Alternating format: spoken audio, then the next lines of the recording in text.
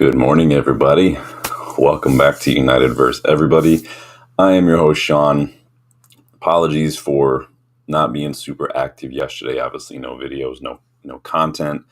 Wasn't even really popping up on anybody's channel. I was just been a little under the weather last couple days, and yesterday in particular was just exhausted. My wife was sick earlier in the week, and then I think I just got whatever she had, but just exhausted. Just kept like falling asleep, just tired no matter what.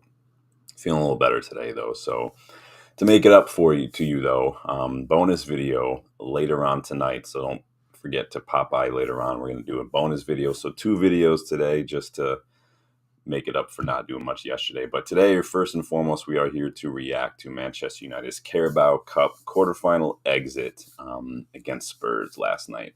Obviously, everyone's watched the match. Everyone's probably reacted to the match. We're here to do the same. We did make a little bit of a go of it towards the middle of the second half. Just wasn't enough. And I think that a lot of errors, a lot of defending things really contributed to the result yesterday. It is what it is. Today we're going to discuss that. We're going to discuss the errors. We're going to discuss the performances, good and bad. Take a look at Ruben Amorim's comments and just the match overall. So we are going to have a few odds and ends to take care of before that, just in terms of some transfer news and club news. But we are going to dive in. So hit that like button, subscribe if you are new, hit the notification bell, especially if you don't want to miss out on the video later on. So let's get started with a little bit of the news first. So Sir Jim Ratcliffe has apparently increased his stake in the club. Now, obviously, he came in last year, put down a lot of money, pledged to put down even more, and sounds like he's slowly building up his stake. So Mike Keegan reported yesterday that Sir Jim has now injected a further £79 million, fulfilling his commitment of £300 million investment. And this increases his overall share percentage from 27.7 to 28.9. So increases shares by like 1%. This isn't going towards the transfers. This isn't a transfer budget. This is towards club infrastructure, towards boosting his percentage. Now, a lot of people are still complaining, like, how is he in charge of things if he's only got this little bit of shares? The Glazers have this much. I get it. The Glazers are 6 siblings, though. They have their majority percentage as a collective, but individually, Sir Jim has got the biggest amount of shares, and he is in charge of the football decisions. He and his group, the Glazers, are now on just there. I think one of them, I think Joel maybe, sits on the committee a little bit more, but if he's still making decisions, then somebody has not learned their lesson. One thing that could help us, though, when it comes to transfers, at least in terms of not maybe having a budget, but maybe having a little bit more of a strategy and a competency. So we've got more reports coming out yesterday that Atletico Madrid sporting director Andrea Berta is set to leave the club at the end of this month, so not even 2 weeks away. This is coming from Italian journalist Belen Garcia, and I think Gianluca Di Marzio has chimed in on it as well. Berta was one of the names we mentioned as potential Dan Ashworth replacement not that long ago after Dan Ashworth was sacked, if you remember. He has been linked to United. Reports claim that United want him at Old Trafford. We will, of course, be keeping an eye on this one. If anything does pop up, we'll be here to get your thoughts on it. So let's move on to the match, though, because there was so much going on.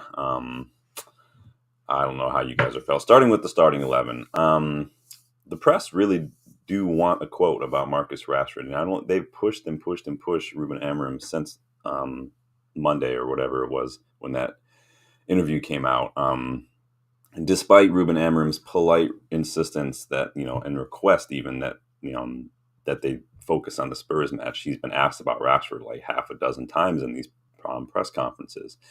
As far as the starting 11 goes, no Mount, obviously picking up an injury. Sounds like he's going to be out for a little while.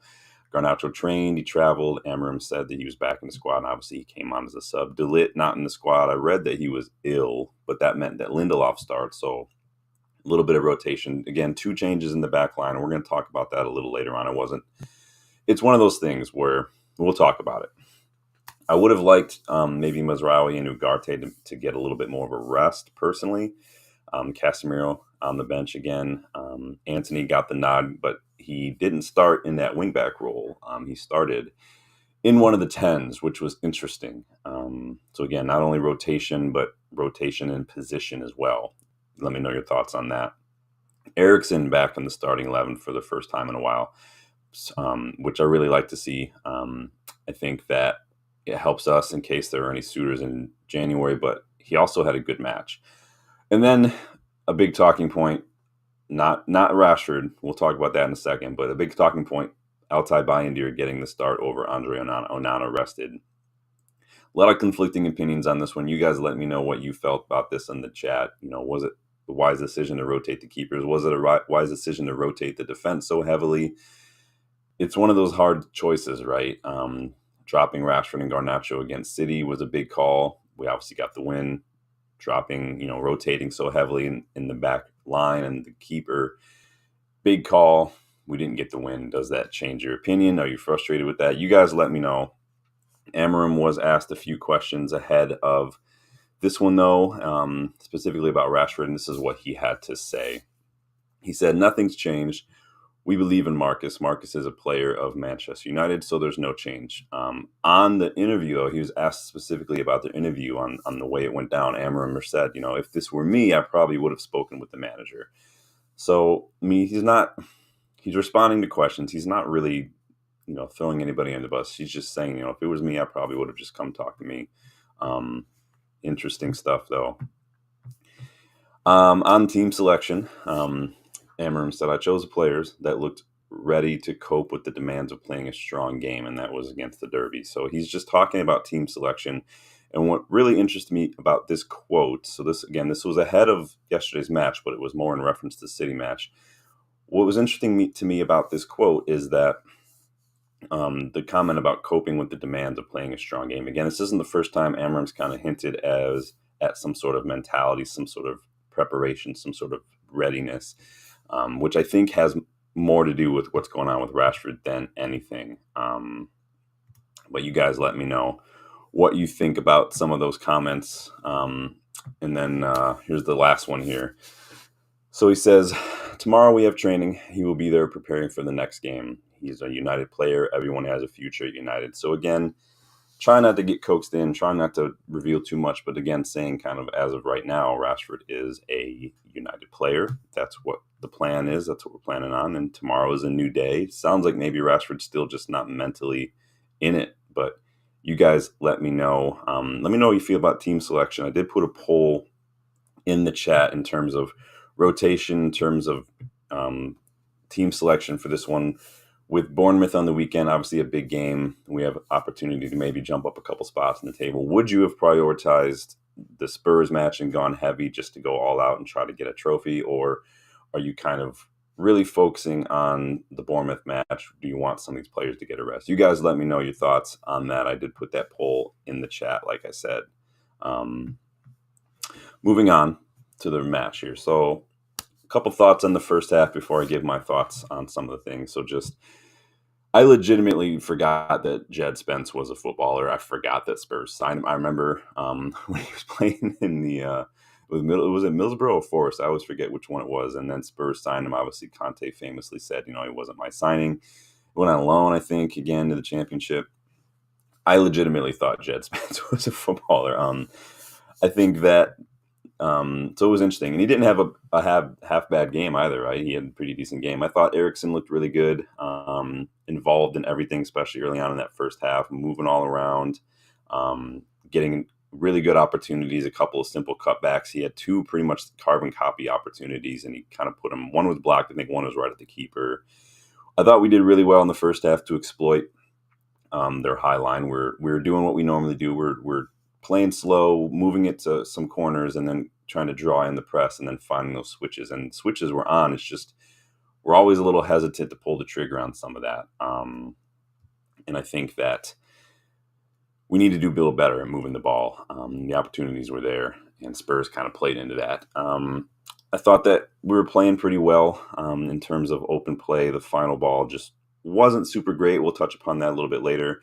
I think that Bruno was having a little hard time dialing it in. Dallo, particularly, he was creating some chances, but they weren't good chances. They just weren't accurate. The final ball just hasn't been good enough, and we really need to improve on that. What I think we need more creative players.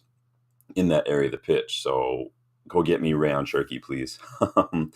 Composed View, welcome, my friend. How are you? He says, you say league position is more important. Let me go check the poll, see who's voting on that. We got 3 votes so far. So far, 67% of you guys are prioritizing the league table right now over yesterday's match. So keep voting. I'll check back in on that a little later and see what you guys think.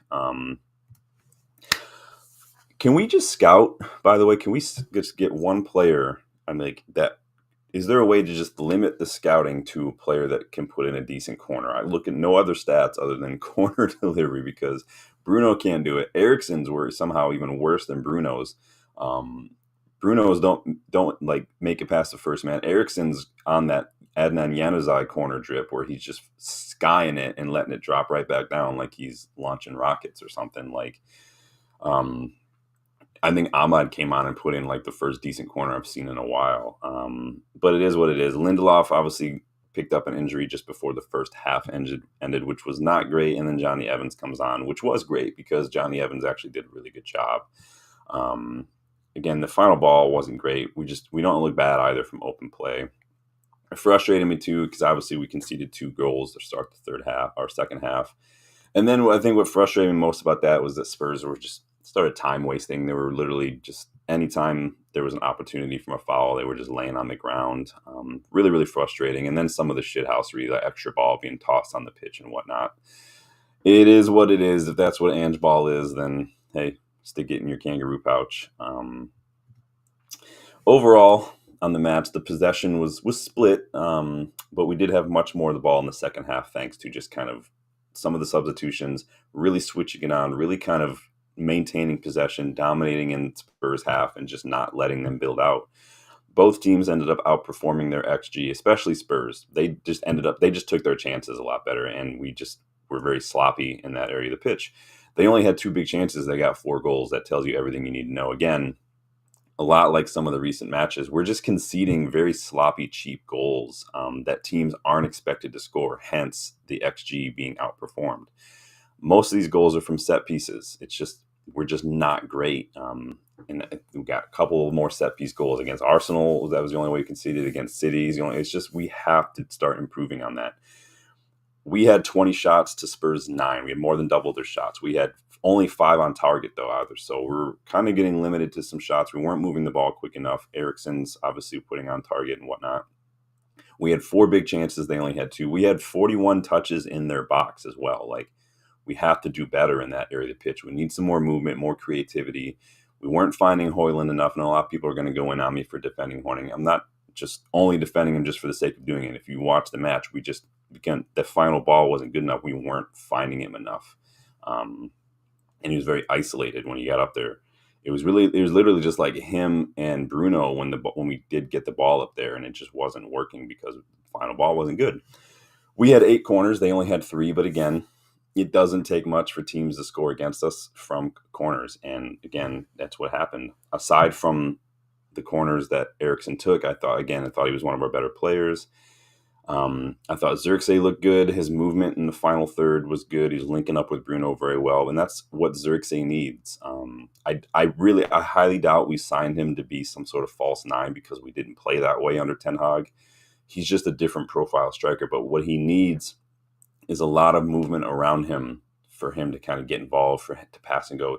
He reminds me a lot of Martial. Martial is not necessarily always just going to be the guy who's going to get it and dribble, or the guy who's going to get on the end of stuff. He needs, like, if you remember, Martial and Rashford looked very, very good when they play together. A lot of link up, a lot of give and go, a lot of pass and move, and that's what Xerxes is going to do very well at. We just need better players around in that area of the pitch overall. We need players, not necessarily like Rashford and whatnot, but players who are good at moving around. Like Bruno is dangerous in the final third in that area, but he's just not the pass and move kind of guy.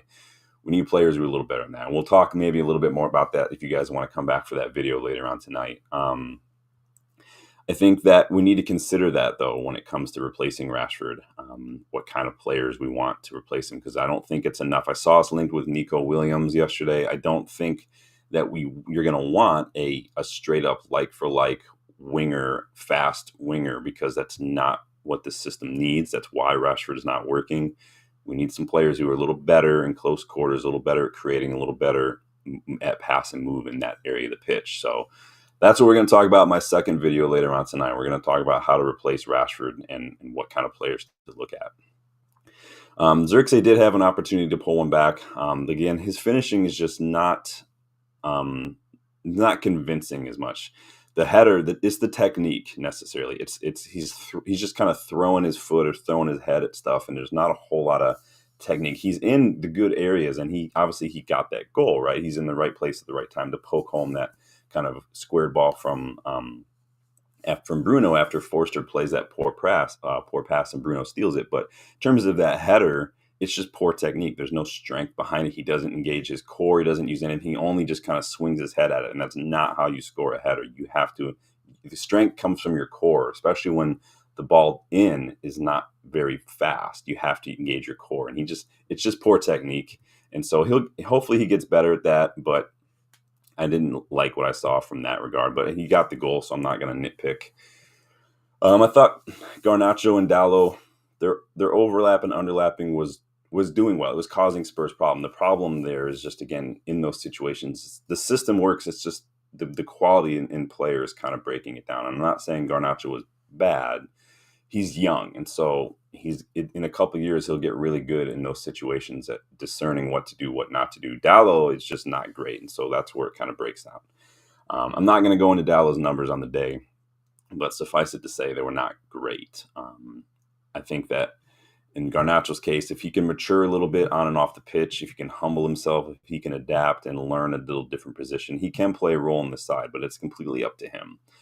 Ugarte, another stellar showing from Ugarte. 6 out of 7 tackles, 2 interceptions in the first half alone. He had more tackles and interceptions than any other player on the pitch. Like, Ugarte is just a shining light. I saw a graphic yesterday on Ugarte. I can't remember where it was. I tried to look it up again, and I could not for the life of me remember. I stumbled across it while I was scrolling on Twitter. But it showed that his numbers in terms of like interceptions, presses, tackles, and stuff per 90 are actually better than N'Golo Kante's were at Chelsea. So this is why people need to be patient with players. A lot of people were writing him off early when he wasn't playing and he was still getting acclimated. And then he's been probably one of our best players in recent weeks, aside from like Ahmad. So be patient, especially with the young players. I try to tell everybody early on, Ugarte is still young. He's only 23. So Amorim spoke to Sky Sports after the match. He was a little critical of the way we became, he said, disconnected after conceding goals. He lamented how, instead of calming down in these moments and putting together a spell of possession, he pointed out how we just couldn't move the ball well. We lost possession in dangerous areas, and we were very open. Like I said many times in the past, when it comes to conceding, making mistakes, you have to slow things down. You have to build on a foundation. Keep it simple. Put together a couple simple passes. Hold on to the ball for a little bit, and then build on that. And that's kind of what Amorim's saying. Like, we didn't do a good enough job in that area. He said we looked nervous because we didn't compose ourselves. We suffered that third goal as a result. We just kind of looked a little shell-shocked. What I'm seeing here is Amorim doesn't see how important it is to mentally you got to move on after you concede a goal and focus more on the next step in front of you, on building some calmness, some composure, and some control to mentally overcome these mistakes. Basically, again, like I've said in many videos, time and time again, it's resilience. How do you respond to adversity? How do you respond to mistakes? How do you move past that? I've discussed this so many times. So it's important to do that. So moving on to my thoughts on the match. Don't forget to get your guys' thoughts in as well, please. I want to know what you guys think about some of these things. Are you happy with the rotation? Would you have done something a little different? I'm going to move on to my thoughts, but I just need to put it back up here because I forgot all about that. Sorry, I lost my screen here. Is it snowing for you guys? I woke up this morning. It is crazy, crazy snowing around here. 'Tis the season, right? I get to go try to shovel my sick ass. So number one, bad day for the rear guard. From a defending and a goalkeeping standpoint, this was a poor showing from both teams, quite frankly, on the day. It just wasn't a good showing from the back line for both sides. I think that this is going to happen now and then. It's like literally almost impossible for someone to have just a perfect 10 out of 10 week in, week out, no matter where you are on the pitch. We've seen it from Onana recently. We've seen Licha have some bad days, but it seemed like both sets of defenders and both goalkeepers got together ahead of kickoff and kind of made a bet to see who could be worse on the day. Spurs did play into our hands, and I think they would have been punished a little more harshly had our final ball been better. They were playing a very high line. You saw they were pretty much just sitting on the halfway line, trying to not let us get done over the top. They trusted their speed, but we could have had them a couple more times, I think. As far as United go, we sat deep, especially if you watched first in that first half especially. We were basically sitting in a back five. But I think it just left us a little toothless in attack. We weren't getting enough players forward. Like I said, Hoyle and Bruno were kind of isolated when we did get those chances. So this is why that final ball had to be so perfect. When you're Bruno and you have the ball, or when you're Hoyle and you're trying to hold it up and you only got Bruno around you, that ball has to be perfect because your options are limited. Mazraoui and Dalla were kind of sitting back a little deep early on. And so I thought we just needed to maybe get that. We struggled to get the ball out of our own third on many occasions, like Amorim said. But again, that's going to happen when we're trying to walk it out and there's so many bodies back there and when Spurs are trying to press so much. So again, we lost a lot of balls on our own box. Licha, not have a great game. Poor clearance for Spurs' second goal. I don't know what that clearance was. Plays Solanke onside for another goal opportunity that he also really, in my opinion, should have done better to handle that ball. Licha just hasn't been quite the same since that injury. Maybe we need to be looking at some competition because he does start a lot. Bashali on a free, anybody? I know Bashali looks like he's trying to leave. I know a lot of clubs are interested. I think left-footed, 27, good leader. Bashali could come in and really challenge Licha, and then you just let them see who's ready for it, who can handle that responsibility. Lionhearts, how are you, my friend? Good to see you this morning. Let me know how your day's going. Let me see what everybody, 5 votes. So you guys so far 60-40 in favor of prioritizing the league table. Interesting. So I think that we maybe need to look at competition in defense. We need to do kind of a little bit of an overhaul in defense. We've got a couple players potentially leaving. A lot of players maybe. We've only got Yoro, De Ligt, and Licha is a question mark at the moment. He needs to find a way to bounce back. Lindelof also looked rusty. Some very poor touches and passes. He was caught too high up the pitch and out of position a couple times early on. Just rusty, right? He played one bad pass in particular to Mazraoui that was under hit, intercepted, and then it cost Mazraoui yellow because he had to track back real quick and pick it up. And that was just like 25 minutes in, so he had to get a foul. I thought Mazraoui himself looked a little off it in the first half, gave away the ball. He was the one responsible for kind of giving away the ball too cheaply just outside of our box in the first half. He did get better in the second half when he wasn't just forced to kind of sit and have to kind of carry the ball in a dangerous area. When he's allowed to get forward a little bit, it's a little better. Maybe he should have been arrested. Maybe we could have rotated in there. I don't know. You guys let me know. Yoro had a decent game, right? Especially from a ball playing perspective. 92% pass accuracy, 9 duels contested, 6 duels won, 3 out of 4 tackles, 3 clearances, 3 interceptions. Yoro never looks just like stressed. He just comes in and does what he needs to do, and that's what we need from him. That's all we need from him, and he's doing it very well. But then Spurs score in the 15th minute due to, again, another set-piece shambles. I don't know why why is no one alive to that rebound that Solanke just was the only one prepared for? We're all just standing there. And this wasn't even like a direct free kick. Everyone is still literally standing in the same positions they were when the free kick was taken. They're just standing there watching, and I don't know what Bayindir is doing, palming that right back into the middle of the area. That is ridiculous. And then he's beaten at the near post for Solanke's goal. He's just standing there. Very, very poor goalkeeping from Bayindir. And I did tell you, Solanke loves a goal against us, so it is what it is. And then they make it 2-0 early in the second half due to another simple cutback and then simple-minded defending. Just like, it was just, again, that shit clearance. Like, Leach just sticks a foot out it, and it just pokes it like literally 2 yards away from him, right? And it's just, dude, you have to do better at that. We're not great at clearing the box, but it's been like that for years. We try to walk it out. We're too careful. When all we need to just freaking throw a foot at it and boot it as far away as you can and regroup. It doesn't need to be perfect. You don't need to just control it, take it down, and then play these little passes. We shoot ourselves in the foot time and time again doing this. It's so annoying.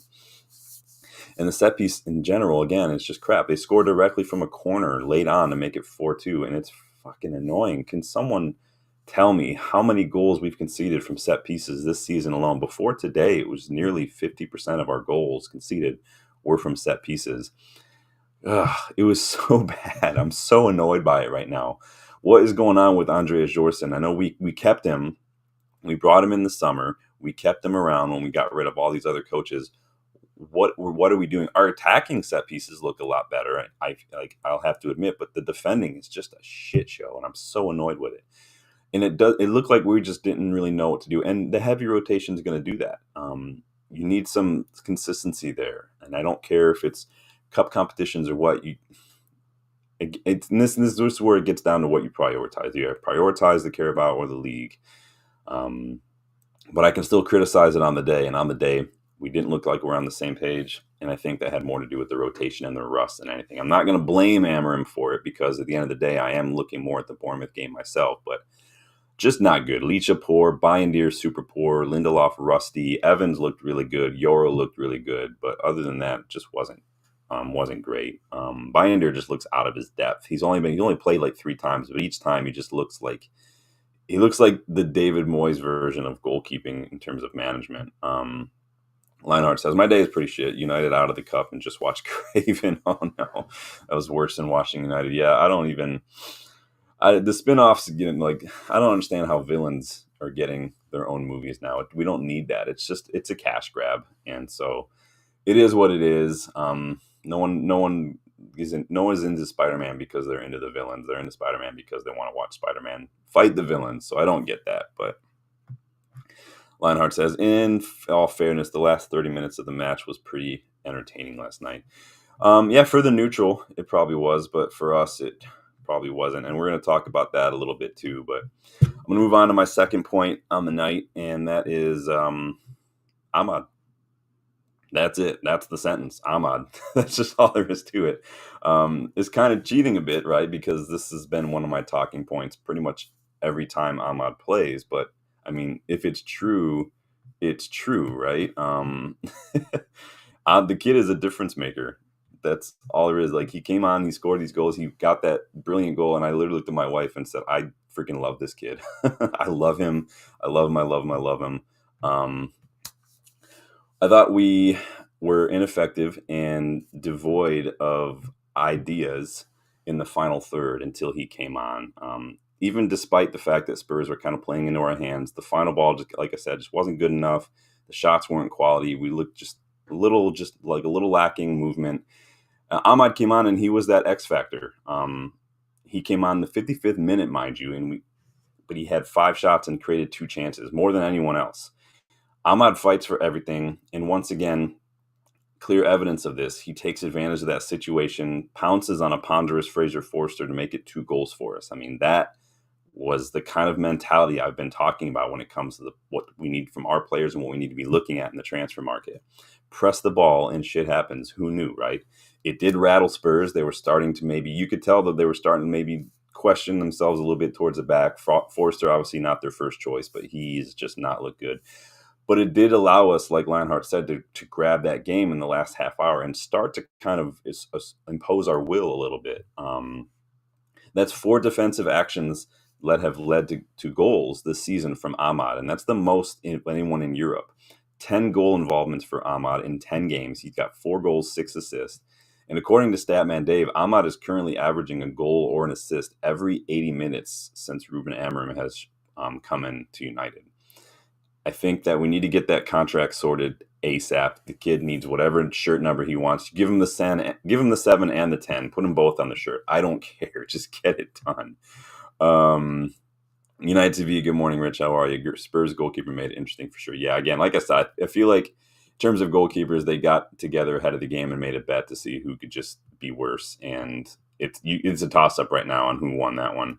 I'm going to end this poll right now. You guys are saying that you would prioritize, 67% would prioritize the league table right now, and 33% are going to prioritize the Carabao Cup.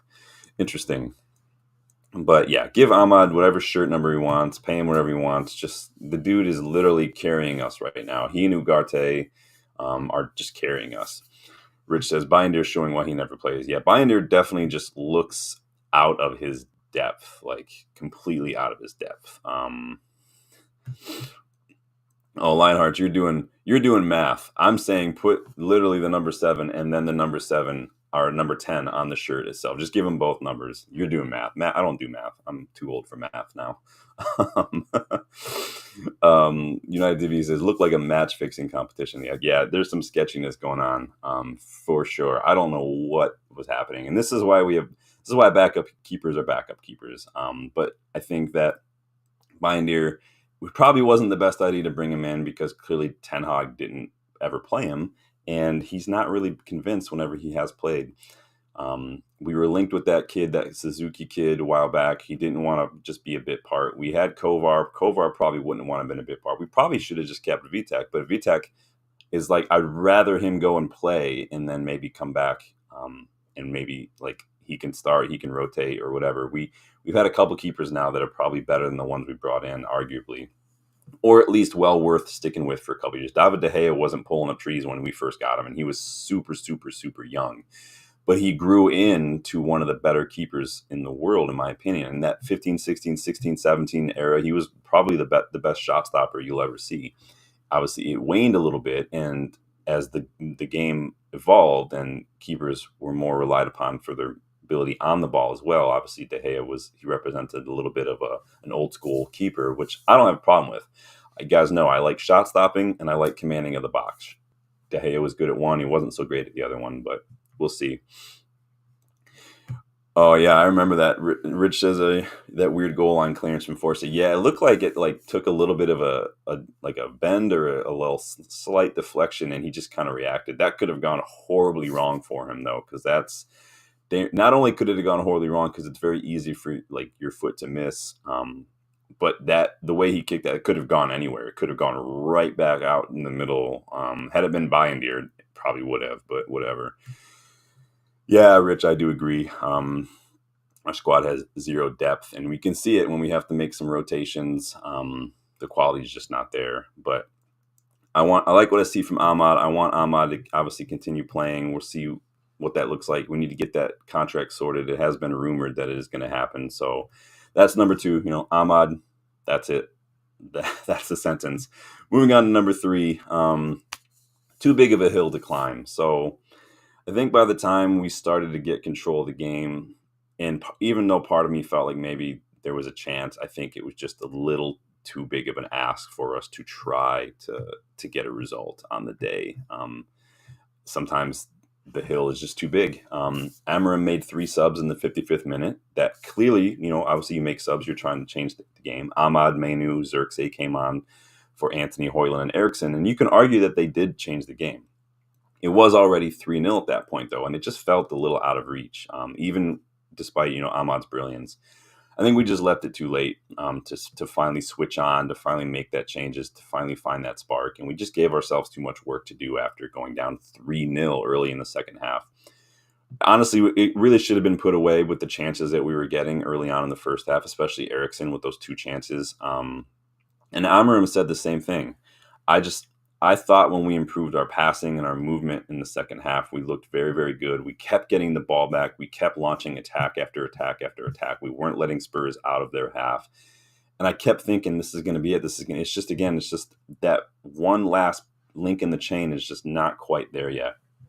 But you guys let me know what you think on that one.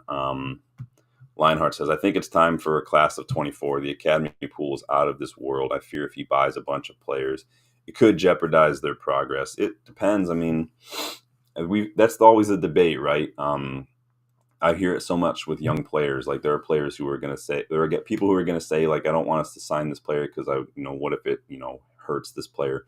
The better player is going to play. If the academy players are good enough. Amorim has been at the academy match. I watched the academy match over the weekend. He was there with Darren Fletcher. He was there with Jason Wilcox. He's watching the players, and the players are good. I do think that we'll probably see some more of them popping up in and around the first team, not necessarily starting or playing, obviously, but popping up. I think Kukonki's already traveling. Collier's still kicking around. Obi Martin looks ready. I think Ennis probably looks ready. We've got reportedly clubs who are interested in taking Amos on loan, interested in Ennis on loan in January. Collier potentially going on loan as well. But I think that there's a chance we could see more. And you guys know how much I love the academy. On the academy, I am a little bit of a bummer because yesterday I got an email from Lee Sports Village where the academy plays. And obviously I think the club announced it today too, that the match that I was going to be going to in January when I'm there has gotten moved. And now the rescheduled FA Cup match for the under-18s, the Youth Cup match, is on the same day as another match that I'm going to. So I'm not going to be able to see the academy play when I'm there in January, which is kind of a bummer. It would have been really cool to see. But it is what it is. But that is a bit of a bummer. And Lionhearts is worried that they're going to leave and we miss out. I mean, you might. But I think if you take an honest look at some of the academy players that have left, I mean, how many of them are, do you regret not holding on to? I think for me, Kovar is probably the one that I regret the most right now. Other than that, it's still jury's out on guys like Kempwala and whatnot. People can say, Alanga's doing bits at Forest, but I mean, is he? Just because he's running. I'm not trying to diss him. I'm trying to challenge people right now. Like, I think it's too easy to like have recency bias kind of skew your judgment. But would anybody right now want Alanga back? Is he going to improve the team? Is he going to play the way we play? Probably not.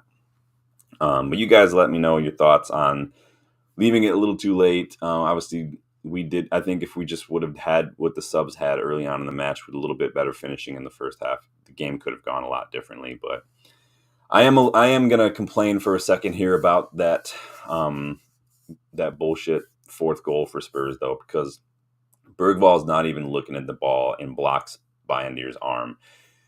I'm not trying to throw excuses out there. Obviously, there was no VAR. I do think VAR would have overturned it personally but Bayendir should be stronger. Yes, you can't argue that, because Bayendir is weak in that moment, that it's not a foul. It's still a foul by the letter of the law. He's interfering. Bergvall's not looking at the ball. He's got his arm blocking Bayendir's arm. It's a foul. Just plain and simple. Is it a weak foul? Yeah, but you see weak fouls given all the time because by the letter of the law, they're fouls. I'm not going to blame everything on that. I'm just pointing it out because I'm frustrated about it. Because, again, it was more about the mountain we had to climb and the errors. But it was still horseshit that was not called back. As little as I cared about this match compared to Sunday's match, I did find myself daring to believe when we pulled back those 2 goals, mostly because of the way I saw the momentum shifting. I saw the energy kind of building, the players getting more into it. Obviously, the subs had a big more. I've started thinking to myself, I think we might be able to get something here. Again, too little, too late. It's a big ask to come back from 3-0 down, especially when you concede 2 goals early in the second half. But what I will praise the fight. I will praise the belief that I saw from the players. I literally said to my wife as I'm watching, we're going to make this 3-3. It is what it is. Really, to me, it's getting a little frustrating that our set piece defending is literally just is costing us. The simple errors are what's costing us because we look good from open play. All we got to do on set piece defending is literally just to go and attack the ball. Like, I don't get it. It's freaking frustrating. Again, especially because we look good in open play. But I do like what I'm seeing overall. I do like the patterns. I do like the system. I do like the way we're defending, like I said, open play. I do like the opportunities we're getting, which is we're not there yet. We're not back. I'm not trying to say we're back. We are a long way from being back, but you can definitely see an improvement in those patterns and that style of play. And again, we have it. 3 subs scored 3 goals. We just need better depth, like Rich was saying earlier. Let's see what you guys are saying. Speaking of Rich, he says, I don't think we can buy enough players, so the academy should get used. I think there are definitely players, and I've said this a couple times, that and if you guys want to come back later on tonight when I do my replacing Marcus Rashford video, you might get a surprise inclusion from a couple academy players or anything. No spoilers, but I am doing a bonus video later on this evening because I wasn't able to do anything yesterday because I was sick yesterday. I'm still a little sick, but I'm feeling a lot better than I was yesterday. Literally just half asleep yesterday. I was just going up the stairs just to get a drink of water was just wearing me out. And so I spent most of the day on the couch. But yeah, I do think there are some academy players that could come in and do a job, or at least give some of the players we have something to think about. United TV says Garner was average according to Everton fans. Garner looked good when he was on loan at Forest, and really that Watford situation killed him because he was on loan at Watford and they sacked their manager midseason, and then he just never got used again. I thought at the time Garner was on loan at Forest, he was better than Fred. He was better than McTominay. He was a very good player. It didn't work out. It is what it is. I think Garner was one who got sacrificed because we needed some money, personally. Lionheart says Isaac Hansen Aaron was the one I was most excited about, but he left. I didn't get to watch as much of him as I'd wanted to. He was getting a lot of people excited. But obviously he wanted to play, similar to Angel Gomez. Sometimes the players think they're better than, being rotation or being in the academy, and they want to go play. And if they get that opportunity to go play someplace else, they're probably going to take it. Where is he at now? Is he like Groningen or something?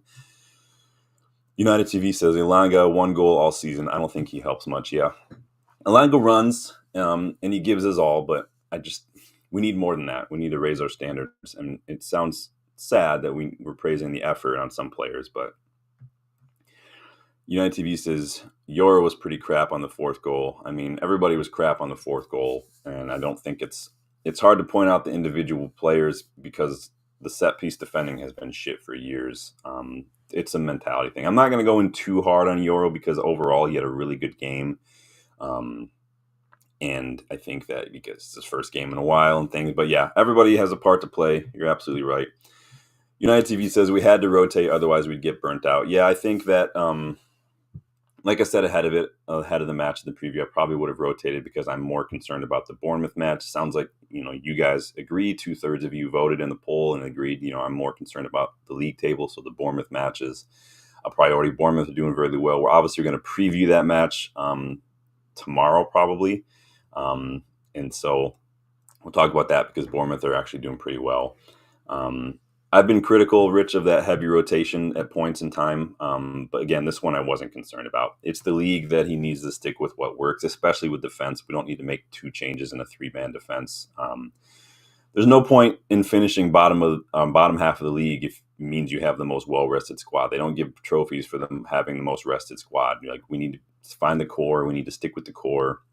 If the players aren't fit enough to play this many matches, now we get a couple weeks without a League Cup match. So there should be time now to train. And that's what I'm focused on. It's not a we have bigger fish to fry situation. It's we might actually have a day or two to actually get some proper training in now because we weren't for the last couple of weeks because we've had matches every couple of days. We need to work on our set piece defending. We need to work on our weaknesses. We need to work on our creativity and our passing in the final third. And we need to shake these things off. We need the set pieces and the errors yesterday, they cost us. We got to shake it off. We got to roll on to Bournemouth, and 3 points is crucial. We need to put together a string of wins in the league right now. I'm getting really tired of the fact that we haven't been able to do that in the league. And big up Johnny Evans for that goal, by the way, on the corner. The dude, it's sad. I love it. It's bittersweet. It's great to see Evans doing that for us, but at the same time, it's Evans. It's got to be doing that for us. Nobody else can pull one back.